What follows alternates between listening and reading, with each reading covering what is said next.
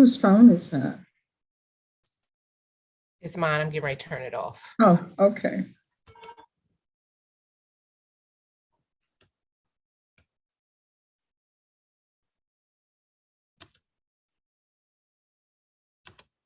Go ahead. Thank you, Joy. Good morning. Today is February the 4th, 2022. Welcome to the Southern Maryland delegation meeting. Today is National Wear Red Day. It's a day in recognition of the challenges of women health heart recognition, health for women heart conditions. We will begin the meeting with a pledge of allegiance from our Delegate Rachel Jones, followed by a prayer from Delegate Jerry Clark. Delegate Jones. Thank you. Good morning. I pledge allegiance to the flag of the United States of America and to the republic for which it stands, one nation, under God, indivisible, with liberty and justice for all. May we have an attitude of prayer. Lord, thank you for this wonderful day we're having today. It's raining instead of snowing, and we're breaking a cycle here, and we praise you and thank you for that rain, because we can always use rain.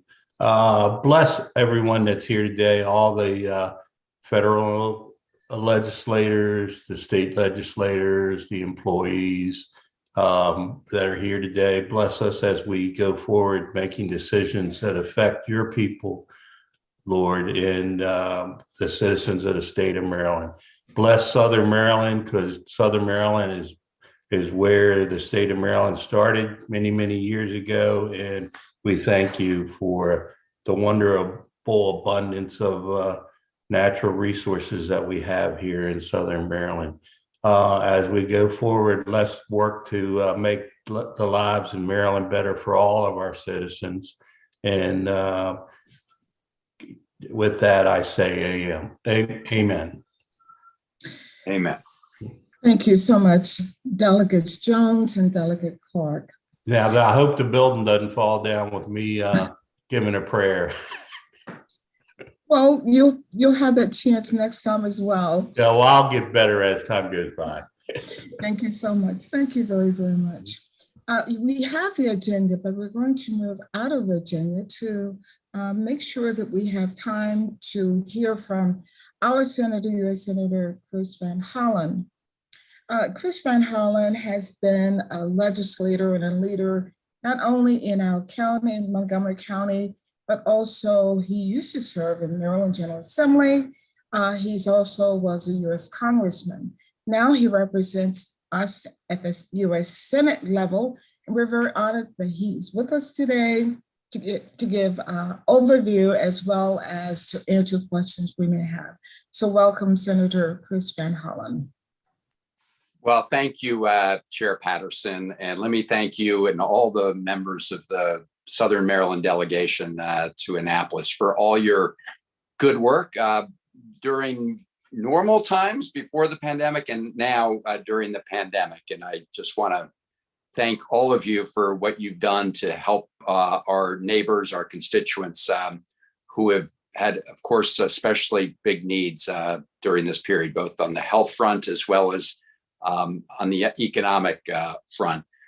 We've worked hard to be your partner from the federal level, and that's primarily taken the form of a series of emergency relief measures. I'm not going to go into every detail, but I do want to mention a couple of things because it's important that you help us track the money in many cases, because the federal government has been providing lots of resources to counties, to municipalities, and to the state.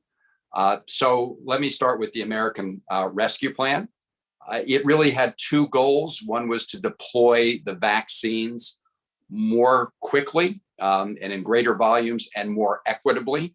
And that has really helped, provide access to vaccines for people around the state and around the country. The other major purpose of it was to provide a safety net for our economy.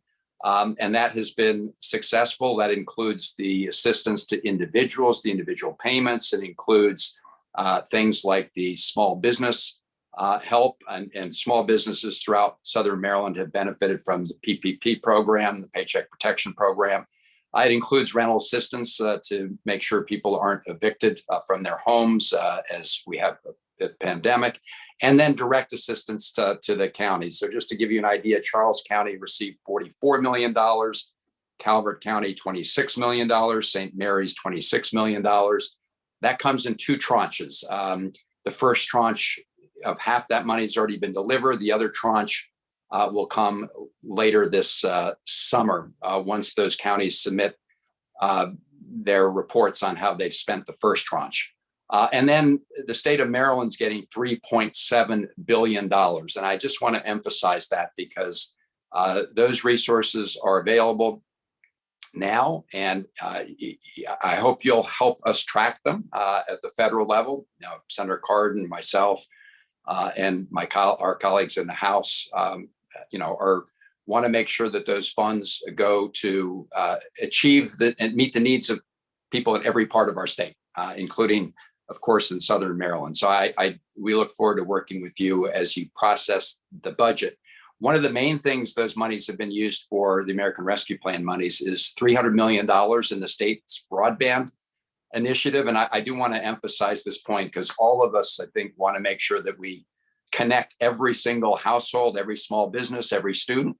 And that $300 million has gone a long way. Last August, I had a roundtable in Southern Maryland so we could walk through how we fill some of those gaps and close that digital divide, which, as you know, is something in urban areas as well as rural areas and suburban areas. So look forward to working with you on that front. The other major piece of legislation we passed was the Infrastructure Modernization Bill. That will bring $7 billion in infrastructure monies to Maryland over the next 5 years for roads, for bridges, for transit, and a whole host of things, including finishing the job on the broadband high-speed internet front. And Southern Maryland is in a position to benefit from those funds. First, with the Southern Maryland Rapid Transit Project, something we've been working hard on, which, in addition to being eligible for these monies in the current version of the appropriations bill that we're working on, the budget for this current fiscal year we're in, we included a $5 million earmark for that project. So that is, we're working on that on two tracks. And then the governor, the Thomas Johnson Bridge replacement, we envision the monies coming to the state of Maryland being used for that project too. So there are two important projects in Southern Maryland that we believe should be funded through these funds. And it will make a big difference, right, in terms of our infrastructure and putting people to work in good paying jobs. So the other piece that we're working on is making sure we support our federal installations like Indian Head and the work that's being done at the Velocity Center, which has been also supported with federal funds.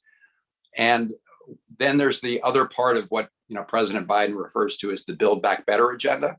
A bill passed the House.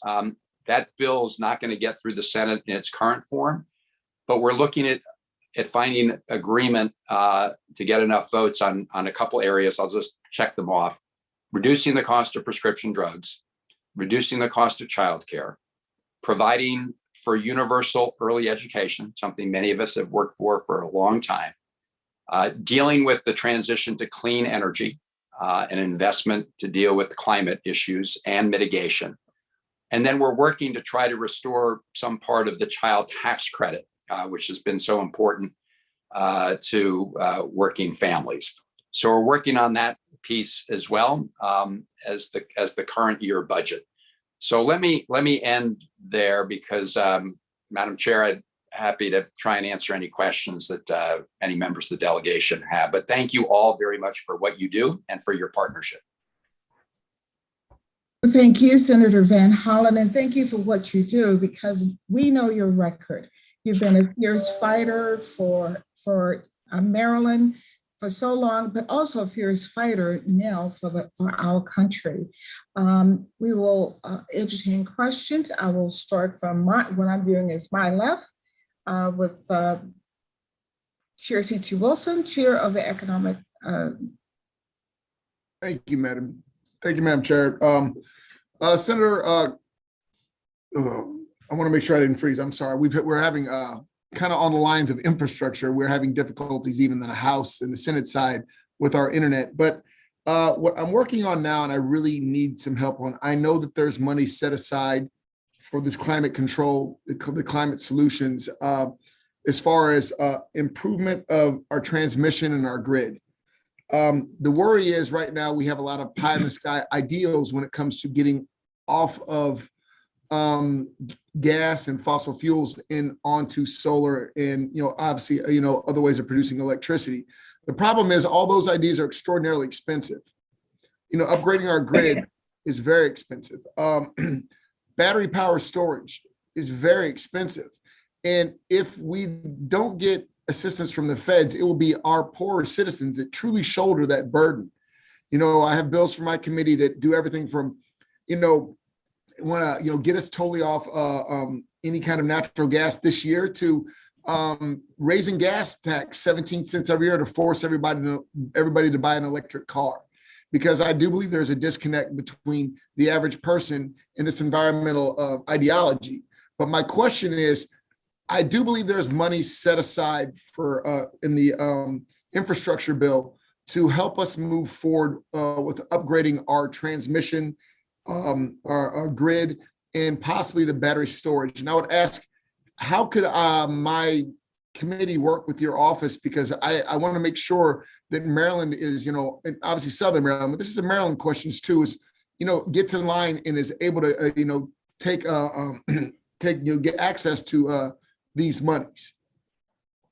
Well, Delegate Wilson, thank you for raising that. Two things. One, and there's no gas tax increase in any of our federal bills. Right. There are provisions in the Build Back Better piece that we're still working on to provide incentives for people to purchase an electric vehicle, but there are no sort of penalties if you don't. But you're right. Look, the infrastructure bill has a down payment on this sort of efforts, this transition effort, and it does include funds for modernizing the electric grid and for electric charging stations. Now, it comes in sort of two pieces. One are the formula funds, and I'll have my office follow up with you. Please. Formula funds, and Maryland's getting just around $100 million for that. And like these other federal monies that are flowing, most of them go through the state. And so accessing them really is a partnership between you, the General Assembly, and the executive. We are very interested in how those monies are being spent and happy to work with you as well. I mean, there are federal guidelines to go with it. Of course. And then on top of the formula funds, the monies that Maryland automatically will get for those purposes, there are also competitive grants from the federal level. And we're also happy to sort of talk to you and your team about how we might access those. But I will emphasize the largest share of funds for moving to clean energy and energy efficiency is in the second piece of this Build Back Better agenda.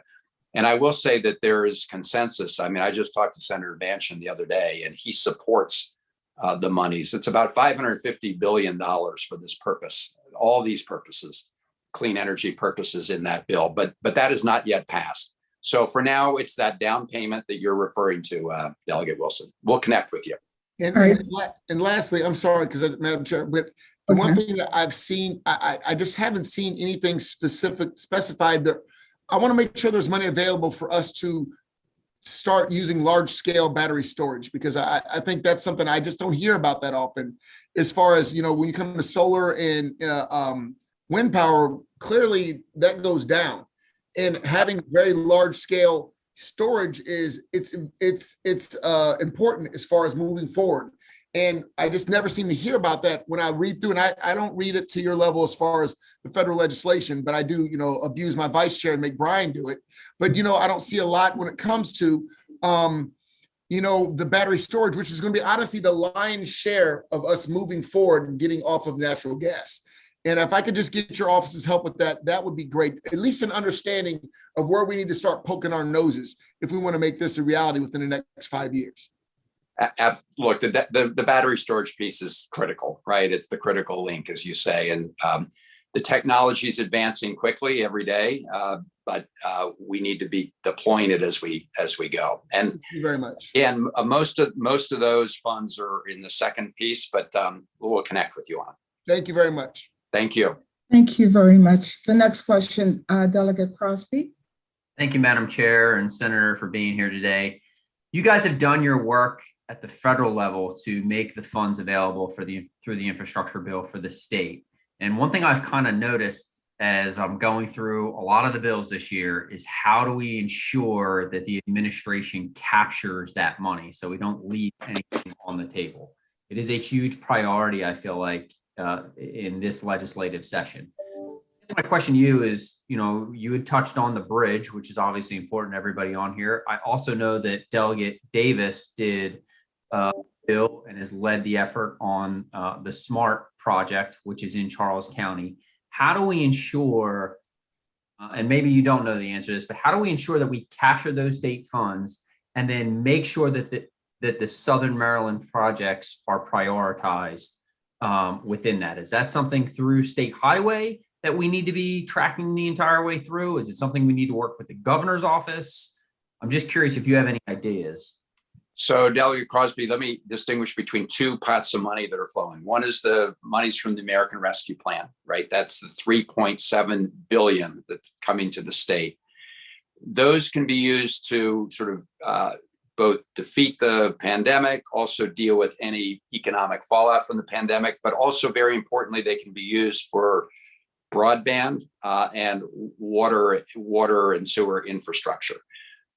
On top of that, you've got the $7 billion flowing to the state of Maryland over 5 years on the infrastructure modernization plan. The answer to your question on those projects is that the state, it goes through the state. And so the answer is you got to work with the state, with the executive agencies, Department of Transportation. Now, I believe that the General Assembly you have the authority, as you know, to mandate certain projects. In fact, the Southern Maryland Regional Transit Project really is getting off the ground because of the initiative of the General Assembly. It was not part of the state's plans originally. So we're happy to work with you because obviously at the federal level, we have an interest in how those monies are spent. But the ultimate decisions are made by the executive with direction from all of you. Well, thank you very much. We know, Senator Van Hollen, you have about 2 more minutes with us. So the 2 questions I see are from Delegate Clark and Senator Jackson. Delegate Clark. Thank you, Madam Chair. Senator, real quick, as we talk about renewable energy and clean energy, the thing that, being a Calvert County resident, the thing that pops into my mind is nuclear power, something that we've lived in Southern Maryland with for 40, 50 years, true clean energy. Is there any talk or any provisions in any of the bills to look at and modernize and expand the use of nuclear energy? Because we all seem to know that Maryland can't meet any of their goals on greenhouse gases and levels like that if we didn't have the Calvert Cliffs power plant producing 37% of the energy in the state. But I just wondering if there's any talk at your level of modernization or expansion of nuclear power. So Delegate Clark, I agree with you that, nuclear power needs to be part of the solution here. And you just cited the figures about, the large share, how large a share it is of our energy grid. So yes, most of that is in this second Build Back Better agenda, and we're making it clear that nuclear power is again part of the solution. Obviously, there's disagreement from there's some disagreement for colleagues, but I agree with you, and we're going to be pushing to make sure that is not sort of treated unfairly or with less support. Thank you very much. Thank you. Senator Jackson, and then Delegate Davis will have the last question. Yeah, I'm going to be very quick. Thank you for your presentation. And if you could share that information you're speaking of to Chairman Wilson with the rest of the team. We are strategically placed throughout both chambers. It's going to take a concerted effort for those of us in Southern Maryland to get our due. So, thank you, sir. Stay safe. Hey, thank you. Thanks a lot. Thanks for all your work. Thank you, Senator. Thank you, Madam Chair, and thank you, Senator, for being here. We're treating you like Mr. Moneybags here. This question is directly to the distinction between nursing homes and assisted living centers. We're having trouble identifying the pots that we can get money for assisted living centers. Any advice on that? Well, there are two issues here. One is the assisted living centers and nursing homes. They are both eligible for emergency relief under what's called the health providers funds at the federal level. Some of those have been drawn down already, but not all of them. So depending on the circumstances, they would be eligible for some of that emergency relief funds. On a forward-looking basis, outside the emergency pandemic relief funds, I mean, the biggest, the issues have to do with Medicaid payments and things like that. And so we are working to make sure that those are protected during this process. Thank you very much. Thank you. Senator Sen Holland, thank you for extending your time. We have a lot of interest, and we're hoping that we will work with Terry Weathers, your representative who's worked with us very much, possibly that you'll be able to come back to the delegation meeting. Well, thank you. So Terry Weathers is here. She's my deputy chief of staff, and we will follow up on the questions. And thank you, Madam Chair, and thank you for your work on veterans. I know we were both scheduled at an event the other day for women's veterans. So thank you, and thank the Southern Maryland delegation. Thank you. Take care. You too. All right. Members, thank you very much for being obliging regarding the change in the agenda. So we'll go back to old business, and an old business approval of minutes for January 28, 22. Is there a motion for approval? Motion by Delegate Clark. Is there a second? Second. All right, all those approve of a show of saying aye, I believe is unanimous. All right, thank you. It is unanimous. Secondly, if you look at your delegation expenses, the fiscal report, we have a balance on hand. In essence, no dues were collected last year. And I believe unless there's some need, we will not collect dues again this year. So we have a balance forward of $811.67. That is the budget. Any discussion regarding that? Any questions? All right, well, thank you. I thought there wouldn't be any discussion about not needing to collect dues. All right. That means CT can't have any donuts. I think we meant Sheriff Jackson on that one, but I'll take it. Welcome, Delegate. Try to behave. Try to behave. Okay. Now let's go to the new business. Lucille Walker, thank you very much for being accommodating for us. Lucille Walker is no stranger to our delegation or to the state of Maryland. She's Executive Director for Southern Maryland Heritage Area and her Destination Southern Maryland. So Lucille, welcome. And I'm excited. We're excited to hear what's new, what's going on. Thank you. Well, thank you. Thank you, Chair and Vice Chair and the delegation for letting me speak. I'm so glad I get to follow Senator Van Hollen, a hard act to follow. I can't be talking on those money levels, but he's one of our primary supporters for one of the initiatives I want to talk about today. So I'd like to start with, for those who don't know me, I think everyone here probably does, but I know this is being live streamed, just very quickly. We are one of 13 heritage areas in the state of Maryland. We are Calvert, Charles, and St. Mary's. And Maryland is so lucky because there's only 5 states in the United States with a state-based heritage area. And we are not only one of them, but we're considered a leader. So kudos to Maryland. The Maryland Heritage Area Program, it's funded through program Open Space. So we give thanks for that every year. It's funded at $6 million statewide, but over $5 million goes directly back to every county in the way of grants. So that's just a quick summary. And also heritage tourism itself is a unique part of tourism.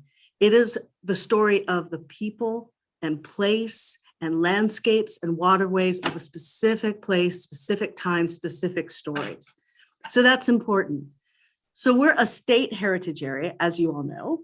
And we are on the way to becoming a national heritage area. And again, Senator Van Hollen is one of the supporters of this legislation.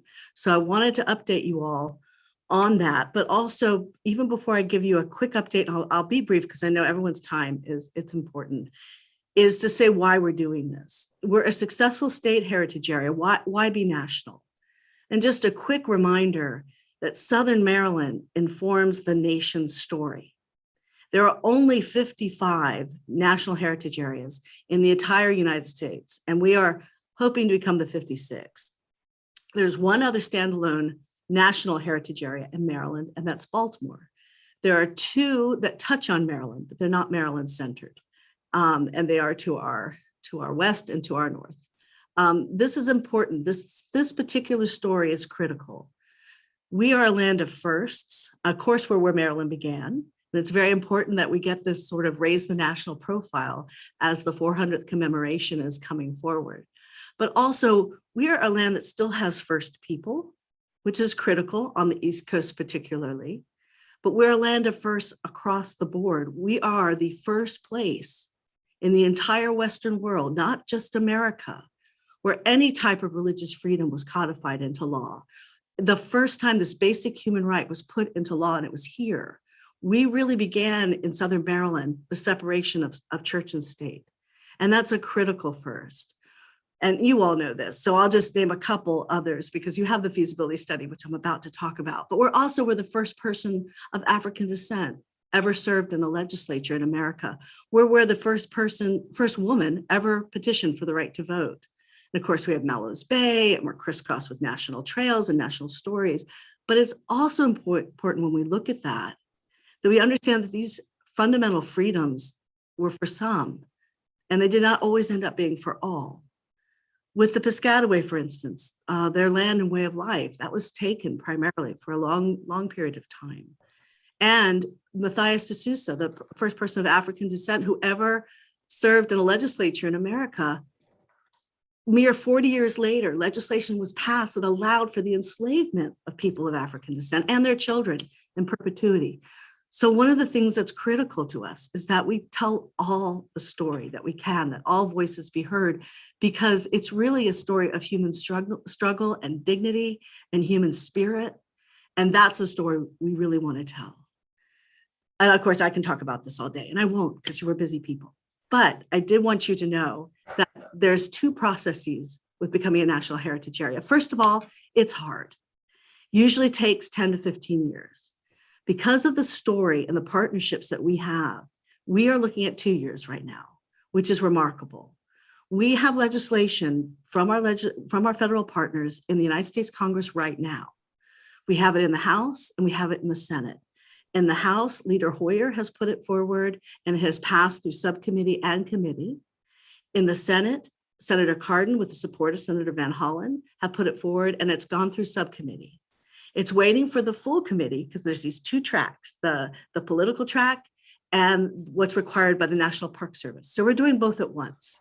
So it's waiting for the committee until the National Park Service has fully reviewed the feasibility study, which was launched in November.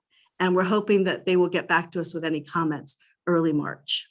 So we're really moving on this, and it's a remarkable initiative in our region because it's so bipartisan and it's so complete with so many partners that really want to tell this story. We're a unique place. So that's, I mean, I'll be answering a lot of questions, I'm sure, about that. But you all, I didn't want to take up too much time with slides and that kind of thing. So in your packet, you'll have the feasibility study, the complete study that you can look at. You know, I don't blame you if you just look at the executive summary, but I guess it's a pretty big document, but it's there for you.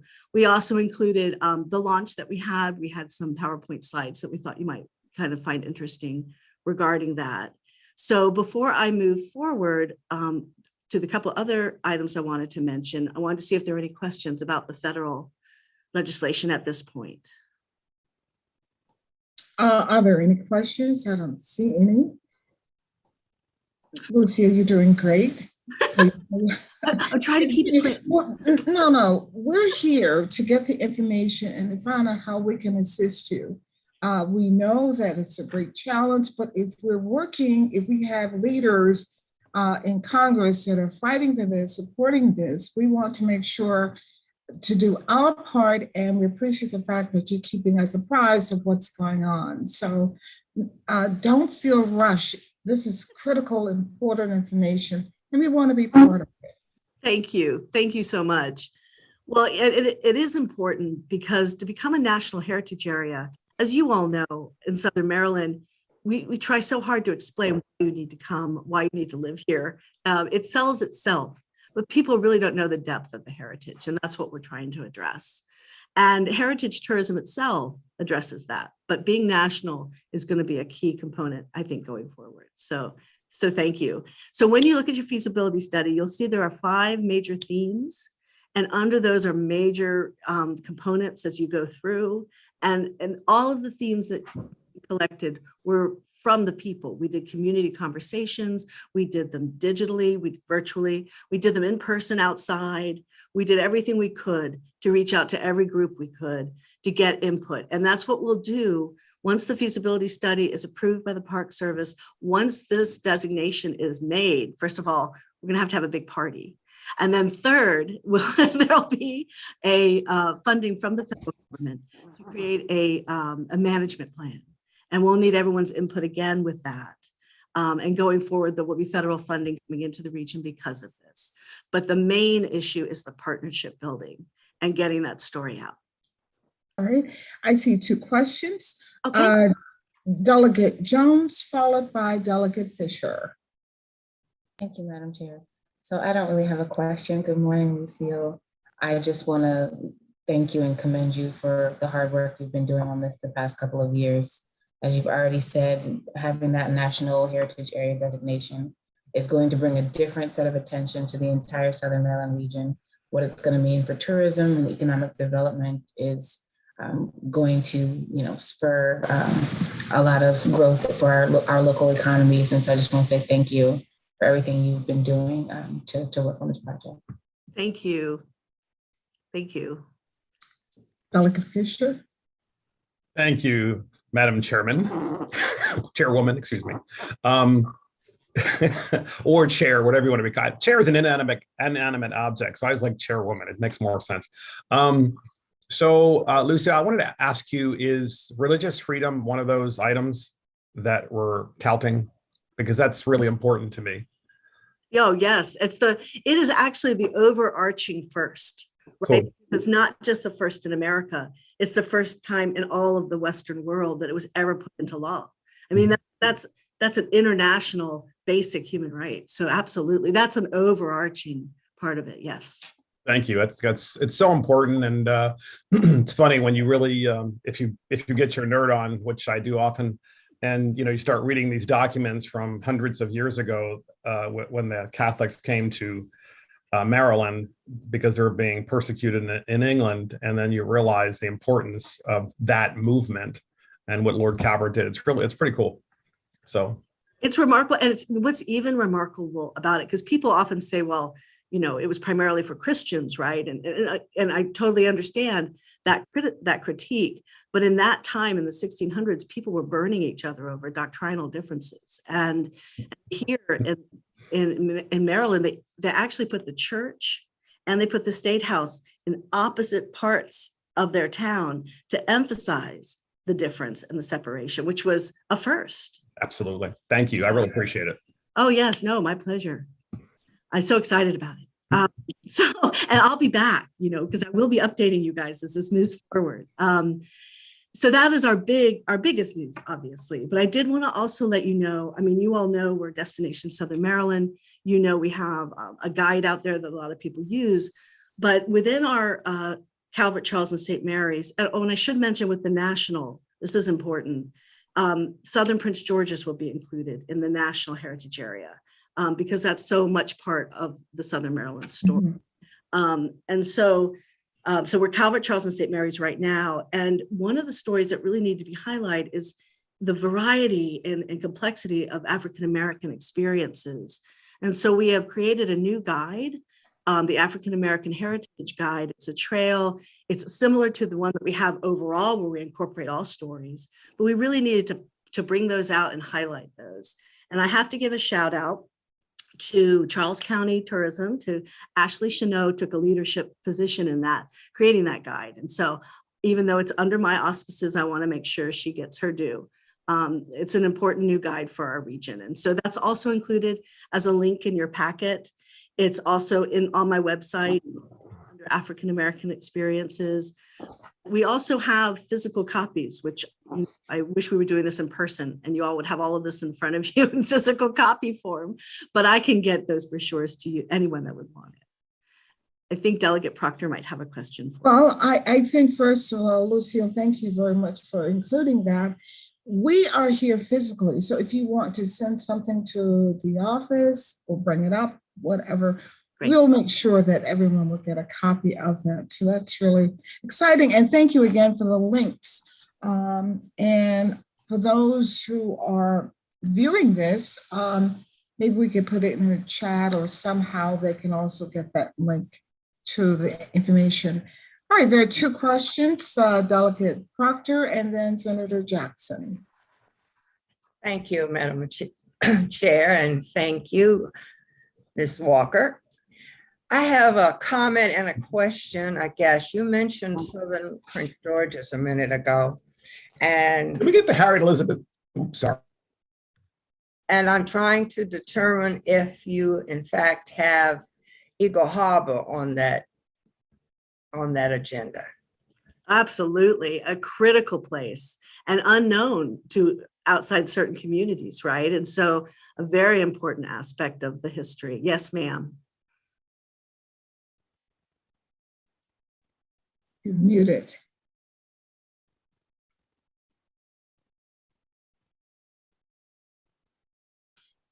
Delegate Proctor, did you unmute? Okay.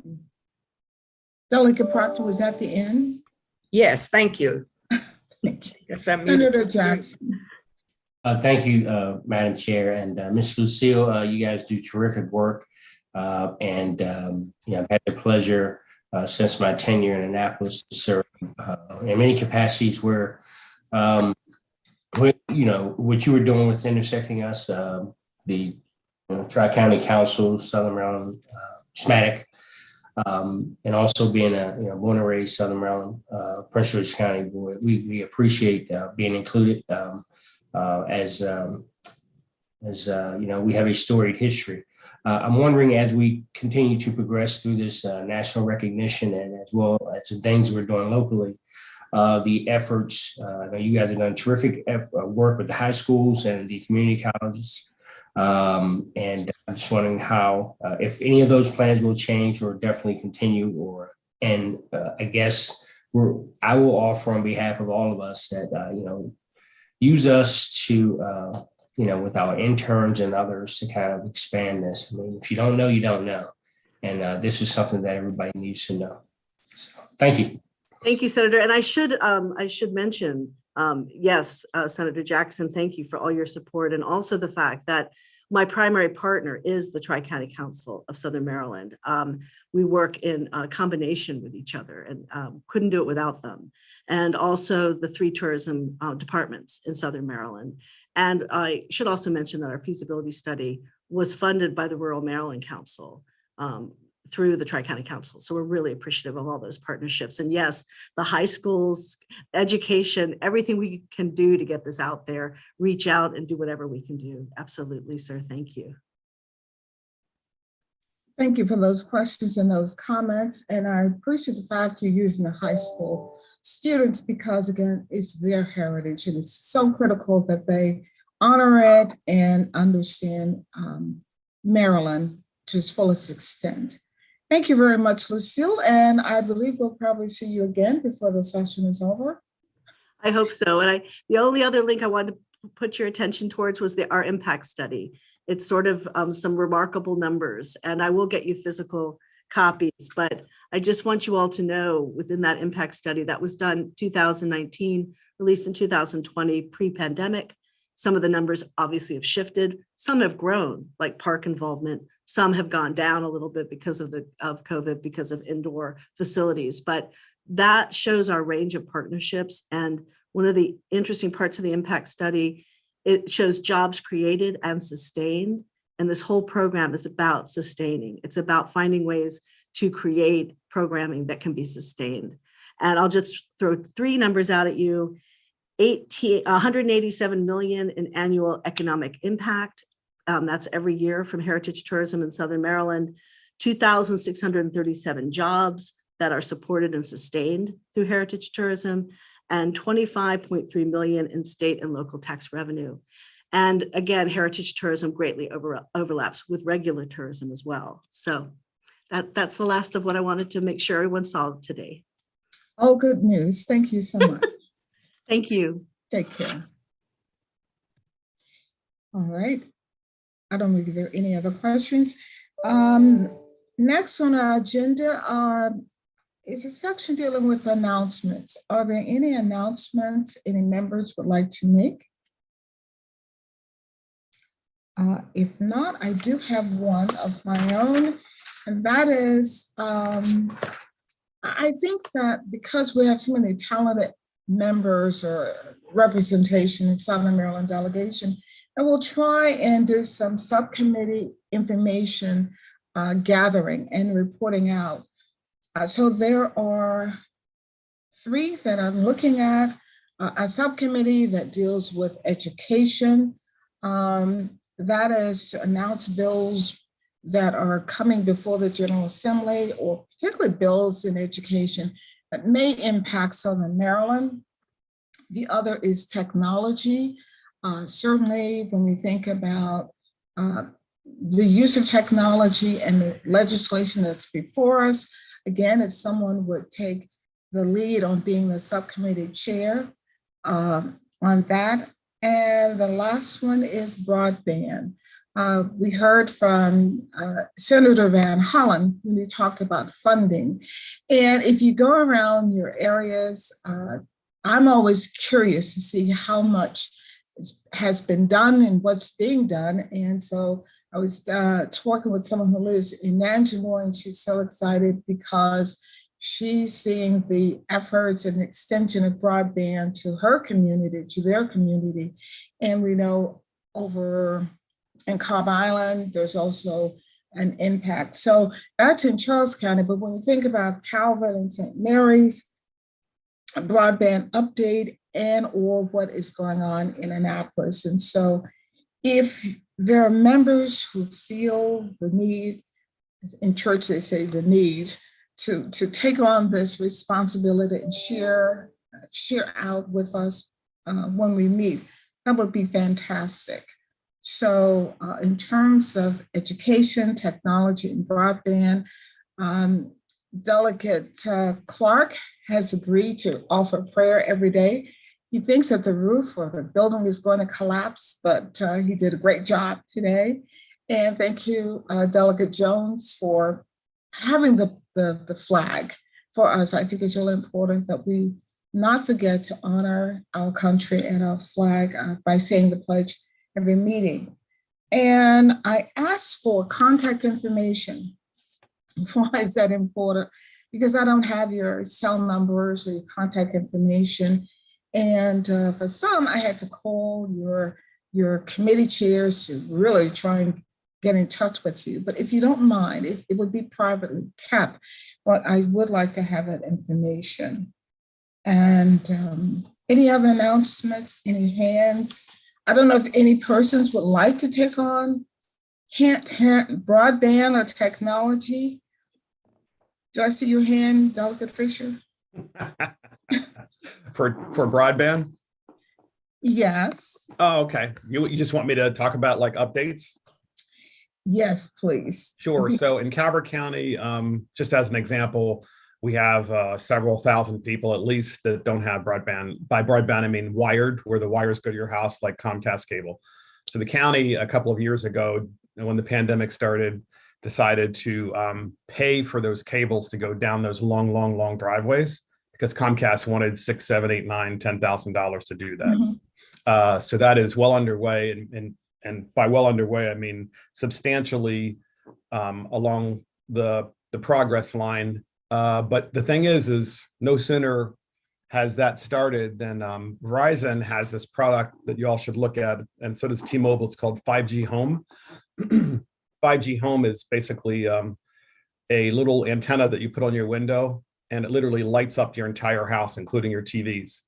Okay, so what I'm offering is if you would sort of give an update when we meet.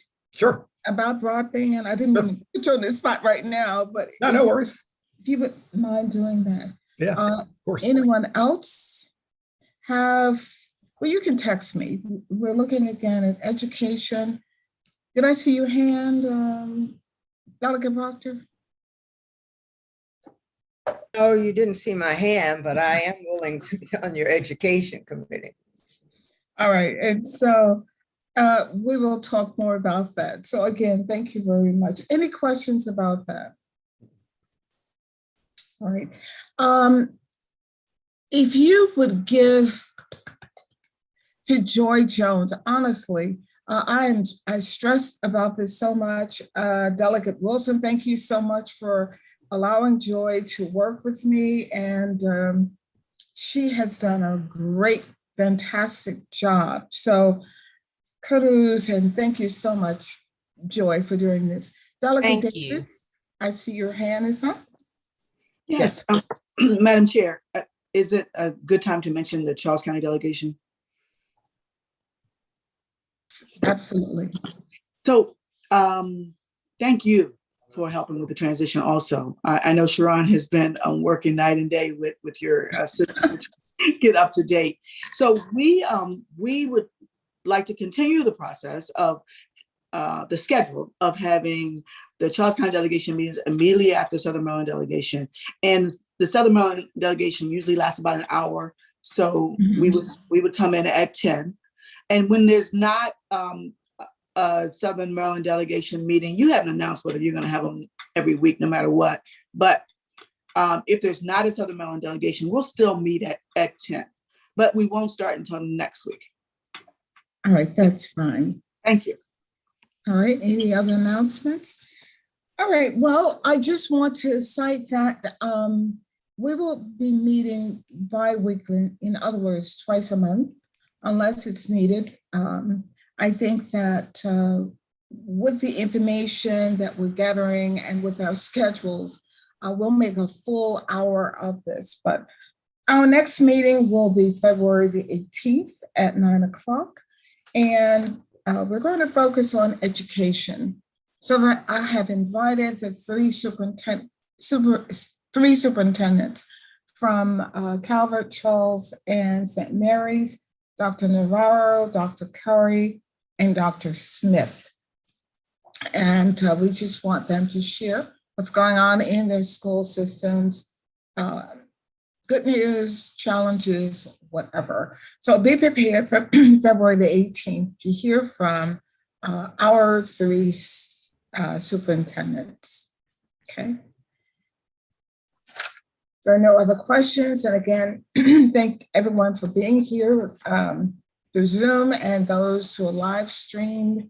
Again, we thank you for being here. And again, today is National Red Dress in honor and recognition of women's heart health. Good day.